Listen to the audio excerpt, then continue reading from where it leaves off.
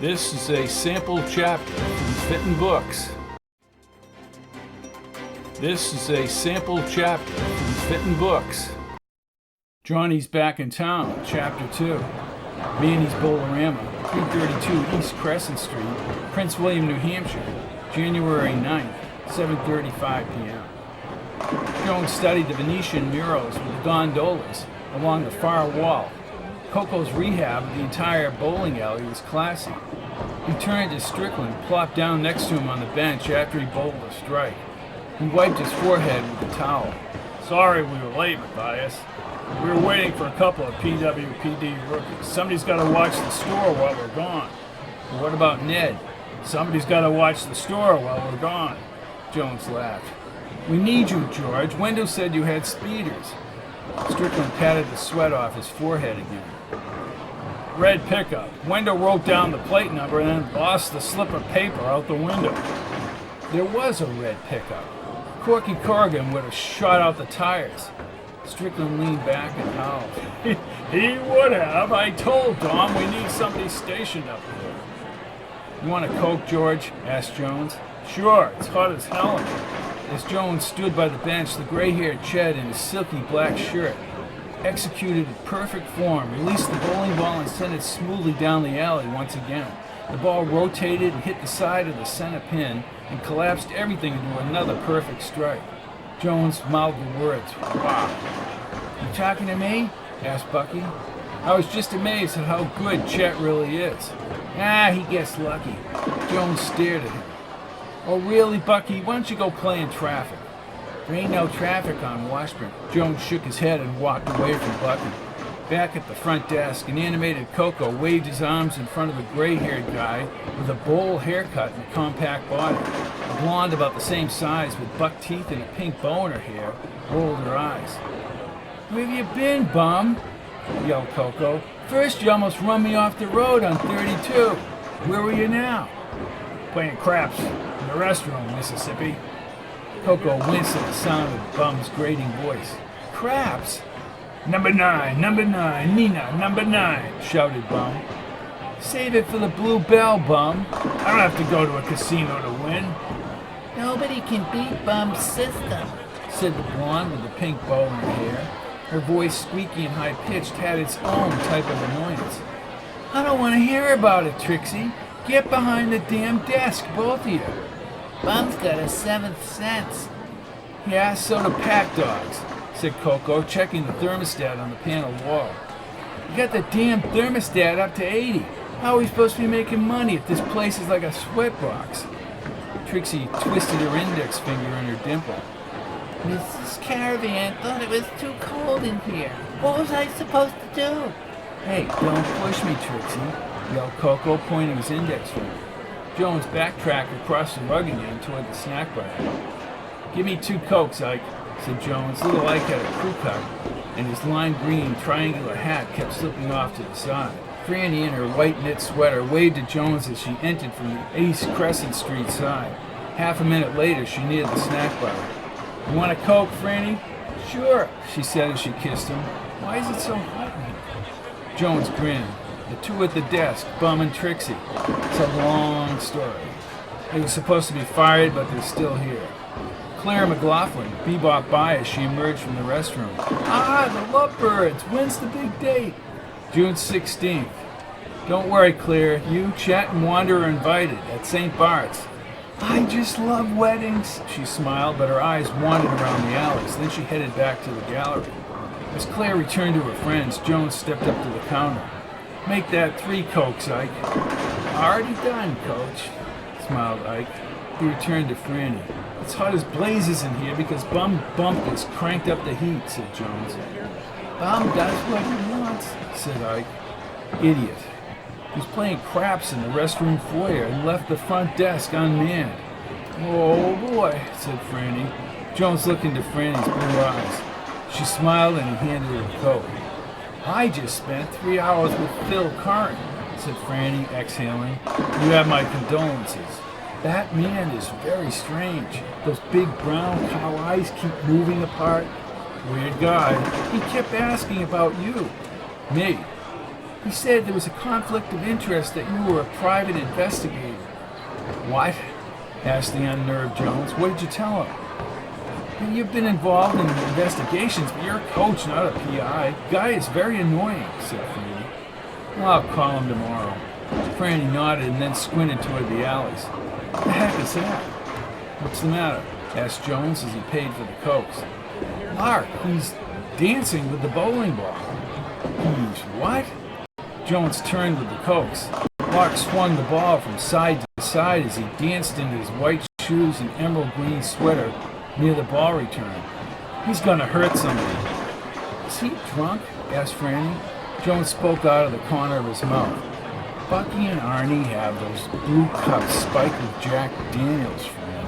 George Strickland jumped back as Lark swung the bowling ball. Jones set down the cokes and the cup holders at the snack bar and jogged forward. That's enough, Lark. Cool it, yelled Strickland, trying to grab the older man. Strickland again leaped out of the way when Lark swung the ball back. Hidey-ho! Hidey-ho! Lark bellowed. I feel like a young stud. Cool it, stud. Oh my God, said Franny. Coco bolted out of the game room to the left, ran through the gallery opening past Jones and up to Lark. Hey, Lawson, you're all done, pal. Lark again swung the ball as Coco approached. Coco dove to his right. Arnie was now clapping and led the crowd in a chorus. Go, go, go, go, go. Jones turned to Arnie. Arnie, don't egg him on. Arnie's head flipped to the right. What's the matter? Don't you like to have fun, Matthias? You always go too far, Arnie. Go sit down on the bench, you doofus. Yeah, said Arnie as he started back to the bench, but he bumped into Bucky, walking awkwardly. You're in a hurry, Buckster. No, I have to use the head. You gotta hold it. You're up next. I can't hold it. I gotta go. I can't hold it. Chet sidestepped from the next alley toward Lark. Lark, I've just been informed you've won the door prize. Why don't you go over with your teammates? Lark swung the ball like a pendulum, but the momentum spun him around, causing him to tumble over. Surprisingly, he stumbled back on his feet. Cash? Did I win cash? No, you won flowers. Oh, maybe some roses, said Chet. Get over to the bench, Lark. I'm flying!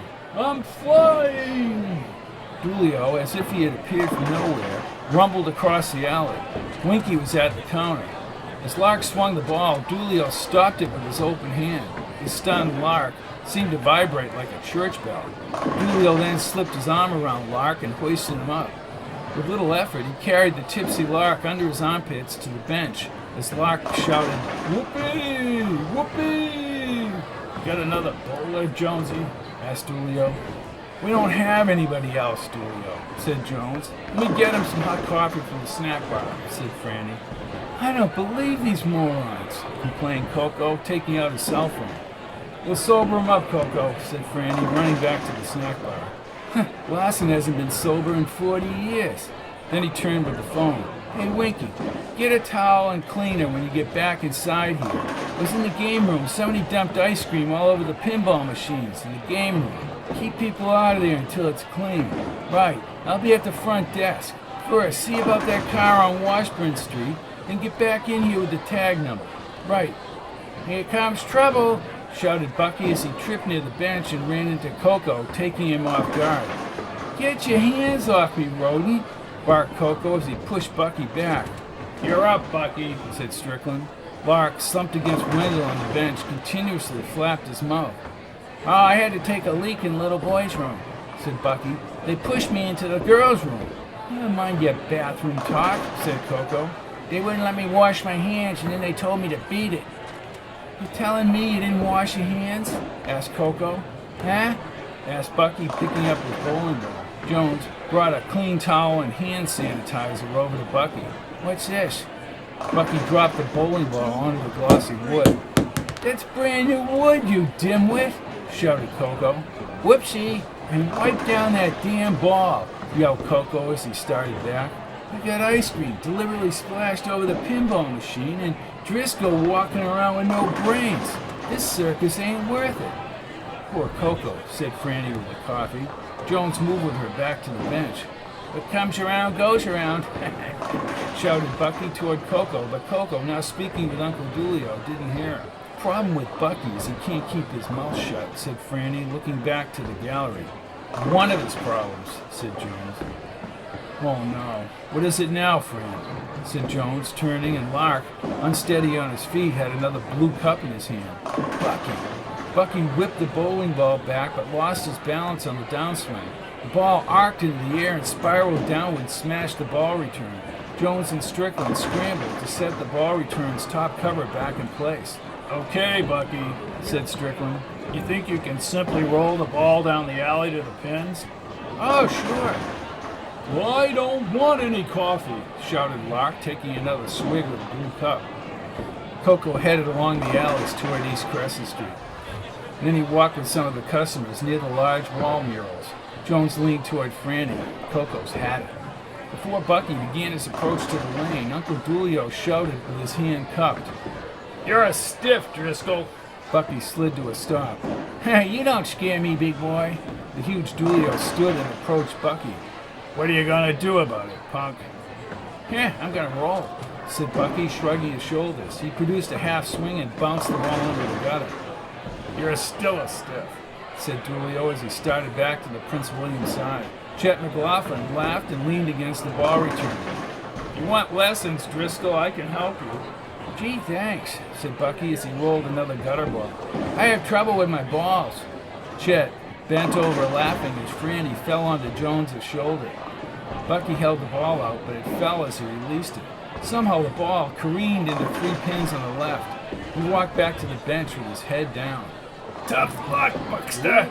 Lark, singing the old McDonald song, shuffled by Bucky. Chet, his head back, kept laughing in the next lane. Lark staggered up with his pink bowling ball and shuffled to the line. Then he faced the crowd.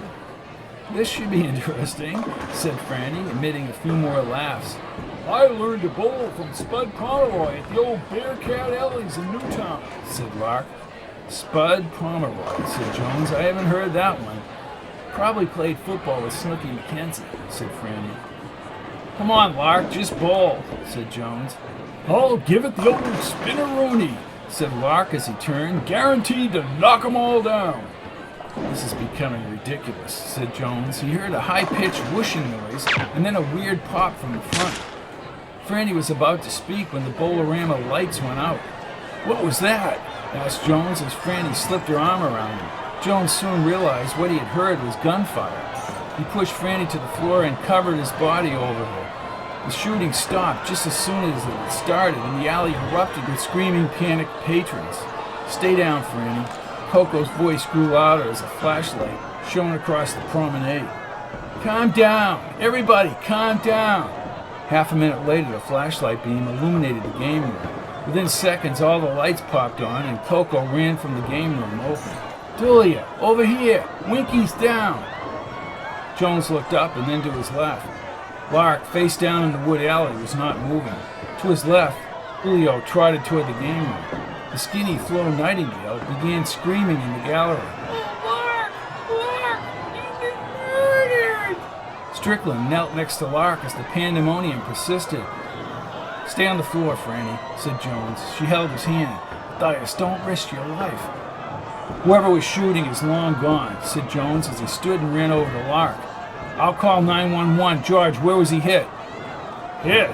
Asked Strickland on one knee. He's not hit, he's sloshed. Jones ran toward Coco outside the game room as Dulio carried a groggy Winky from the inside. Within the alley noise, a bowler, carrying his bowling bag, bumped Jones's shoulder. Oh, my grot. Calm down, pal. We're all trying to stay under control here, yelled Jones as he continued to the game room. Winky, what the hell? Said Coco as Dulio stood him up. Winky held his jaw. Somebody cold cock Winky, said Dulio. Get some ice. The side of Winky's face was swollen and red. I walked in to clean up the ice cream and I got slammed. Jones's phone connected to 911, but the line was busy. They dumped you in the closet, Winky, said Dulio. In the noise and confusion, Father Gallagher, his hand cupped to his mouth, called out from the alley. Over here! Over here! Hurry! Ike peered over the snack bar counter. Bum, earbuds dangling around his neck, crashed into Ike and grabbed a plastic bag of ice. Coco now talked to somebody on his cell as he pushed his way through and parted the crowd. Back on Alley 15, Chet McLaughlin was spread face down like a chalk police outline on the wood. Deep red, mushy blood leaked over the edge into the gutter. Strickland left Lark and then hurdled the ball return. Claire McLaughlin, hands over her mouth, froze near the Prince William bench and abruptly screamed. Gallagher's watery eyes locked on Jones. Why? Why? The stunned Jones headed below as Coco yelled into his phone. I can't get Charlie. I tell you, McLaughlin's been hit, Bruno. Keep calling Charlie and tell him the cops and the EMTs are on the way to the alleys. No, it looks bad. Have him call me direct. Jones squatted down and detected a heartbeat from Chet's chest, but the severe blood loss covered the wood in the gutter. He dialed Kevin Phillips' cell phone. Matthias, we're 10 minutes away. What happened? Jones heard the sirens. Chet McLaughlin, professor at the school, shot in the back. Lane 15, extensive blood loss. Shots and then the lights went out in the Bolorama. That's crazy. The EMT should be there before us. Who shot the professor? Unknown, Kevin. I heard a whooshing. Popping noise that may have been a silencer. Jones stood as the EMTs ran up the East Crescent side stairs. Coco waved them over. The flummoxed Father Gallagher held on to Claire. EMTs just came through the entrance, Kevin. Not good. Jones then pushed L.G. Bentley's number. The line rang amidst the pandemonium as the EMTs reached Chet. Jones backtracked toward the desk. Hey, Matthias, what's all the noise? Bolorama, you need to contact PJ. Chet McLaughlin's been shot. Kevin Phillips and the police are on the way. The EMTs are here. Who did it? This place is crazy, impossible to tell. Right in the middle of the Hamilton Fletcher charity. Oh, he'll want to know that. I'll try and contact him right now and get back to you. LG, thanks.